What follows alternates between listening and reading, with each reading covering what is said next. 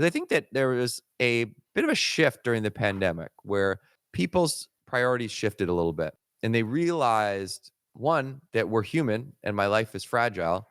And two, oh, maybe this is important and this isn't as important as I thought it was. And I don't think you can unsee that once that happens. So I think collectively our perception has changed. And also, as more and more my generation starts to fill the workforce and younger generations don't care as much about money and we care more about experiences and Yeah, a fulfilled life. so true.